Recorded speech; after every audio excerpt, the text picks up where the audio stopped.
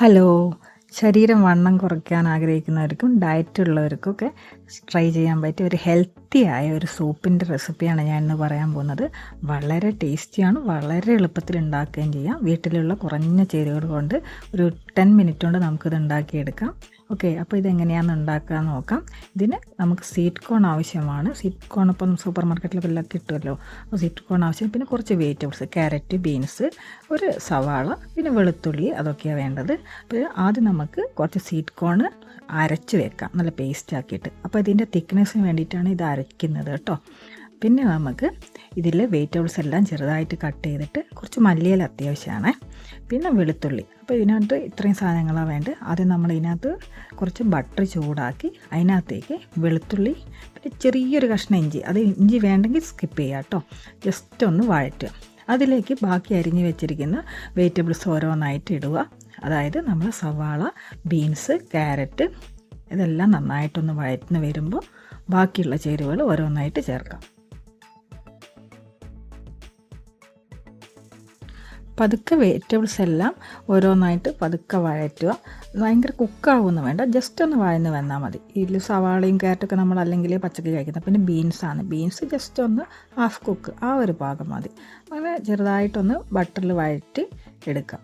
അതിന് ശേഷമാണ് നമ്മൾ അടർത്തി വെച്ചിരിക്കുന്ന സ്വീറ്റ് കോൺ, അത് ഒരു കപ്പോളം എടുക്കുന്നുണ്ട്. ഒരു കപ്പോളം ഇതിനകത്തിട്ട് ജസ്റ്റ് ഒന്ന് വഴന്ന് വരുമ്പോൾ ഒരു കളർ ചേഞ്ചൊക്കെ കാണാം. അത്രയും ടൈം ഒന്ന് വഴറ്റിയാൽ മതി കേട്ടോ. ഈ വീഡിയോ കാണുമ്പോൾ നിങ്ങൾക്കിത് ഇഷ്ടപ്പെട്ടാൽ ഒന്ന് ലൈക്ക് ചെയ്യുക, ചാനലൊന്ന് സബ്സ്ക്രൈബൊക്കെ ചെയ്യണേ. പിന്നെ ഈ സൂപ്പിൻ്റെ പ്രത്യേകത എന്താണെന്ന് വെച്ചാൽ, ഈ സൂപ്പ് നമുക്ക് കുടിച്ച് കഴിയുമ്പോൾ വയറ് നന്നായിട്ട് നിറയുകയും ചെയ്യും. അപ്പം വേറെ എക്സ്ട്രാ ഫുഡൊന്നും ഇപ്പം ഡിന്നറായിട്ടൊക്കെ കഴിക്കാൻ പറ്റിയൊരു ഐറ്റമാണ്. പിന്നെ ശരീരഭാരം കുറയ്ക്കുകയും ചെയ്യും. നന്നായിട്ട് വെജിറ്റബിൾസൊക്കെ ഉണ്ട്, നല്ല ഫൈബർ കണ്ടൻ്റ് ഉണ്ട്. അപ്പം ദഹന പ്രക്രിയയൊക്കെ നല്ല എളുപ്പത്തിൽ നടക്കുകയും ചെയ്യും. അപ്പം നല്ലൊരു ഹെൽത്തി ആയൊരു ചോയ്സാണിത്, ഡയറ്റ് ചെയ്യുന്നവർക്കും അല്ലാത്തവർക്കൊക്കെ തന്നെ. കുട്ടികൾക്കും നല്ല ഇഷ്ടമാവും കേട്ടോ. സ്വീറ്റ് കോണിൻ്റെ ഒരു ചെറിയൊരു സ്വീറ്റ്നെസ്സൊക്കെ കൊണ്ട് ഭയങ്കര ഇഷ്ടമാവും. സ്വീറ്റ് കോൺ ചേർത്ത് ജസ്റ്റ് ഒന്ന് ഇളക്കിയെടുക്കുക. അപ്പോൾ അതിൻ്റെ ഒരു കളറൊക്കെ നല്ലൊരു ഡാർക്ക് യെല്ലോ കളറായിട്ട് വരും. എന്നിട്ട് അതിനാവശ്യത്തിനുള്ള ഉപ്പ് ചേർത്ത് ഒന്നുകൂടി ഒന്ന് ഇളക്കി കൊടുത്താൽ മതി കേട്ടോ.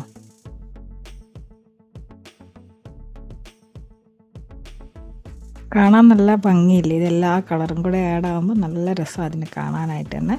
പിന്നെ നമുക്ക് ഇതിനകത്തേക്ക് ആവശ്യത്തിനുള്ള വെള്ളം ചേർത്ത് കൊടുക്കാം. വെള്ളം നിങ്ങൾക്ക് ലൂസ് കൺസിസ്റ്റൻസിയാണ് വേണ്ടെങ്കിൽ കുറേ വെള്ളം ചേർത്ത് കൊടുക്കാം, അല്ലെങ്കിൽ 2-3 കപ്പോളം വെള്ളം ചേർത്ത് കൊടുക്കാം കേട്ടോ.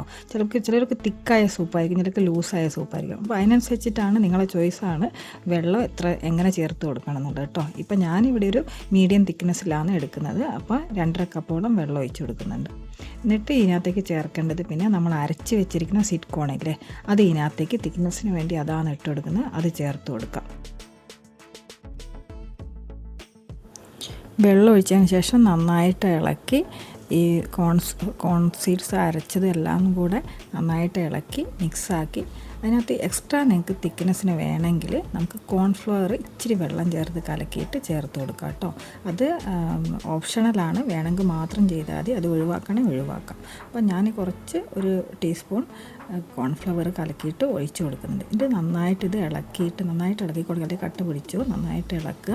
എന്നിട്ട് നല്ല തിളച്ച് കുറുകി വരുന്നത്, അതായത് മീഡിയം തിക്നെസ്സിനാണെങ്കിൽ അങ്ങനെ നന്നായിട്ട് കുറുകണേ കുറച്ചുകൂടി ടൈമിൽ തീയിൽ വെച്ചാൽ മതി. ആ സമയത്ത് നമുക്ക് തിളച്ച് കുറുകി വരുന്ന സമയത്ത് നമുക്ക് കുരുമുളക് പൊടി പൊടിച്ച് ചേർക്കാം.